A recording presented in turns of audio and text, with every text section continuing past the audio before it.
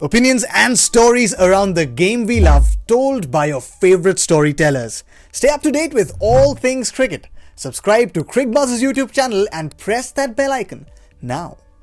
Let's start with New Zealand, Scotland, Joy. New Zealand have just come after that loss to Pakistan. They've started putting things right, and this is an important, really important game for them after that huge victory against India. Yeah, they are now looking forward and saying they'll probably not get too ahead of themselves because these Kiwis are smart guys. There's this one guy who's sitting with us who will tell you a little bit more about that. But they're smart guys. They're not going to get too ahead of themselves. But they will be thinking that if we get this right, we're probably going to play England in the semi-finals. So they're going to start putting the pieces in place, saying, how can we prepare ourselves best? We'll win this match. How do we win this match well? And how do we make sure we are best prepared for England? Because those are the guys realistically we're going to clash with in the semi-finals. So, is there anything else they can do in the team? Their bowling attack is Saudi Bolt. Is that what it's going to go with? Milne, I thought, did really well when coming in right here. Ish Sodhi did brilliantly for them. So, I think it's a question of who are their who are the all-rounders they're going to play? Who are their top four bowlers? Who's the guy they're going to play as their fifth bowler? I think those are the things that they're going to just sit down and say that, how do we fine-tune these things? Well, let's get Simon to answer that as we look at the New Zealand squad. Simon, first and foremost, they're not the kind of team who'll be going out and celebrating. Kane Williamson will keep them on the straight and narrow, but, it's about the process of playing a tournament, and that's what they do so well. Yeah, they do. This is a good side. I always thought they had a bowling attack that could possibly win the tournament. I was always worried about the batting side of things and the power. So chasing a small total against India was not a difficult task because the bowlers had done the job. They've developed Daryl Mitchell into an opening batsman. They've said that we want you to utilise your power, and he's a big lad, Daryl Mitchell. Hits the ball out of the park. Grew up in Perth, plays the short ball very well, likes to run at the spinners. He's a big, strong individual. So they've had that idea with Martin Guptill, who in the last little while has just been a slightly slower starter at times than he was probably 2, 3, 4 years ago. So they wanted someone at the top that could maybe just add that little bit of impetus, that little bit of power that New Zealand had lacked. Guptill's always going to keep his spot. The one they did the other day, the surprise to me the other day was leaving Tim Seifert out and having Devon Conway keep. Now, I don't mind that as long as he's done enough. And he's a part-time keeper, but kept relatively well to the spinners, up to the stumps. But if you're going to have a situation where, the ball starts to turn maybe, I don't know, in the final, the semi-final, and all of a sudden the spinners really come into play and he misses a stumping or he drops a catch because he's not a genuine keeper, that's a sacrifice you're making. And it's a pretty big sacrifice to make, to drop a regular keeper and play a part-time keeper. So that's the one big call. I think they'll stick with it now. They'll stick with what they've done. It allowed them to get Adam Milne in, so they've got genuine pace with Milne, quality with Bolt and Southey, 2 genuine spinners with Santner and Sodhi, and then their 6th bowling option is Neesham and Mitchell, if they want it.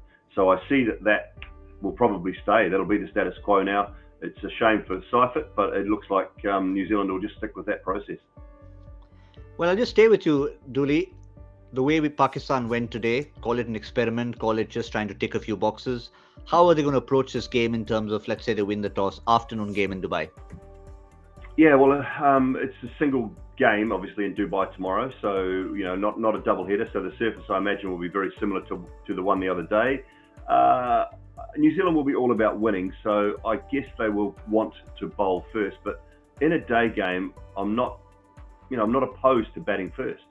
I said it earlier, it's a one-off day game, so the pitch is prepared just for that day. It might start to dry out a little bit more. It might turn a little bit more in the second innings. I wouldn't be opposed to batting first. Whether Kane Williamson opts for that or whether he loses the toss and doesn't get a choice, I don't know how that will happen. Can't see that far into the future, unfortunately. But I don't think it'll bother New Zealand if they have to bat first. It'll be an opportunity for them to put runs on the board and to maybe get that whole batting lineup a decent knock. Yeah, the kind of situation you don't mind really losing, because Pakistan had to basically justify the fact that they went out and batted first. If they'd lost the toss and batted first, they could have said, well, this is what we were asked to do, so we did it. Scotland, on the other hand, like Namibia, will be just trying to find their way to show their wares, because they came up second best against Namibia, and other than that one victory that they had early on in the qualifiers, they've had a few disappointing moments, particularly Joy against the spin of Afghanistan. And New Zealand will be throwing a couple of good spinners at them. Yeah, they will. And I think, as I said, Richie Berrington, the captain, because he was injured, they need to get their batting in order. I think their bowling is okay. Safian Sharif has bowled well. Wheel has bowled well. Josh Davey has bowled brilliantly. He's probably their pick of their bowlers. But that's the problem. They just need their batsmen to come to their party. It's the batsmen that have let them down rather than the bowlers.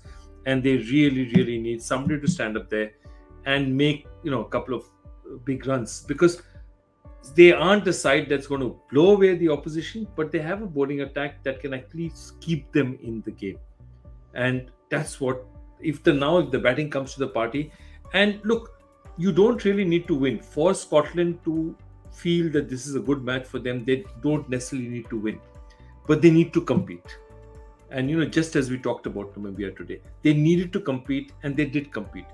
I mean, while Pakistan got a lot of pluses, Namibia also put some ticks on their boxes as well, even though they lost by 45 odd runs. And I think Scotland, that's what Scotland needs to do, say that, okay, I'll go back to my basics. There's not very much I can do. 9 times out of 10, I'm going to lose this match. But what can I do to make sure that, I'm going to be a better team every time I play this game? Yeah. And I think that's what they look at. Simon, as a member of the opposition, you can put on the Kiwi hat if you like for the moment. Is there anyone in that Scottish team that you'd say that, okay, fine, maybe just rub the chins and say, let's watch out for it, particularly in the batting order? Someone like a George Munsey, who's not quite performed as he should? Look, New Zealand will go through all the scouting. They'll go through all the scouting, properly. They won't leave any stone unturned. They won't be saying, well, let's not have a scouting meeting or a bowling meeting because it's Scotland. There's no way that they will be doing that. This side is not like that at all. And under Kane Williamson and Gary Stead, that's not something they would even consider doing. So they will look at all that top order. They will see how they play, their strengths, their weaknesses. If it's the swinging ball to the left-handers, it'll be Trent Boult. If it's the spinning ball, maybe an over of Mitchell Santner, as he did so well against India the other night. They will have every little box ticked, and they'll go through all the right processes before the game to make sure that this is not a banana skin type game for them. But having said that, Simon, I know New Zealand are all about winning games, but they'll also, like India, have to start keeping an eye on that net run rate. So they'll want to win properly. Yeah, they want to win properly, but you put yourself in a position to win properly before you go for it. And that's the key. You can't just sort of say, okay, we need to win this and up our net run rate. We've got to be in a position to be able to do that. And the bottom line is, if New Zealand win and continue to win, that Afghanistan game is going to be the one that's the key. So, as I said, they don't need to look too far ahead. They just need to worry about Scotland, Namibia, and then, get to that point where they just have to beat Afghanistan, providing India beat them, and see what happens from there.